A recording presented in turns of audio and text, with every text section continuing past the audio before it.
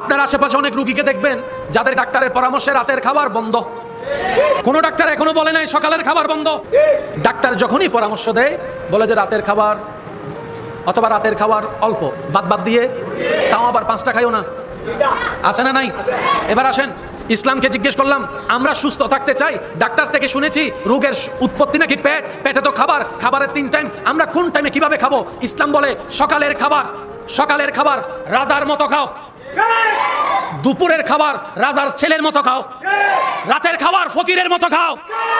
এই নিয়মে যদি তুমি খেতে পারো শরীর তোমার সুস্থ থাকবে। এখন ইসলাম যে কথা সুস্থতার জন্য 1450 বছর আগে জগৎকে জানা দিয়েছে, বর্তমান WHO সংস্থা বিশ্ববাসীকে বলে ওই নিয়মটাই যেটা ইসলাম জানিয়েছে। বলেন সুবহানাল্লাহ। সকালের খাবার, এখানে অনেক ছেলে মেয়ে এমন আছে যারা ফজরের নাস্তাও করে না। ফজরের নাস্তা ঠিকমতো করে আর ফজরের নাস্তা করে দুপুর 12টায়। আপনাদের পরিচিত কোন আল্লাহওয়ালা ব্যক্তি থাকলে ওনাদের জীবনী দেখবেন, অনেক মুরব্বী আল্লাহর ওলিরা আলেমরা রাতের খাবার এশারের টাইমের আগেই।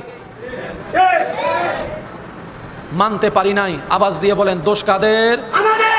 ব্যর্থতা কাদের? আল্লাহর দেওয়া নিয়ামত ধরে রাখতে জানি নাই, দোষ কাদের? আল্লাহ তাআলা আমাদের সবাইকে ইসলাম মানার, মেনে নেওয়ার, মেনে চলার তৌফিক দান করুন। ইসলাম কাদের দরকার? যাদের শান্তির দরকার। বলেন না ভাই, যাদের শান্তির দরকার।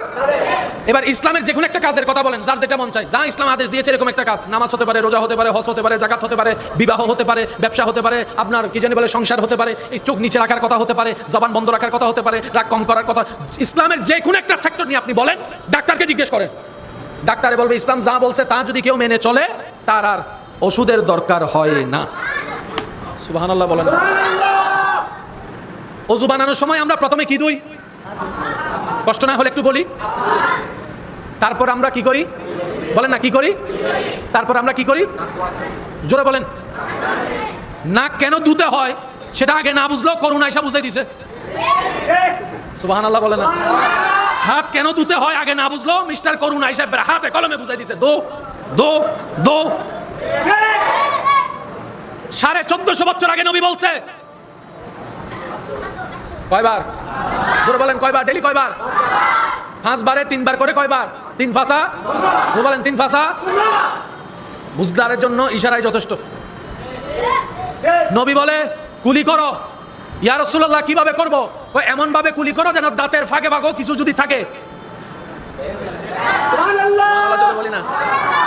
তারপরে নাকে, তারপরে মুখে পানি দাও। জোরে বলেন মুখে। এবার বলেন এখানে দাড়ি আছে দেখা যায় কি যায় না? এখানে কেশ আছে, লোম আছে দেখা যায় কি যায় না? কিন্তু এখানে লোম দেখা যায়, এখানে লোম দেখা যায়।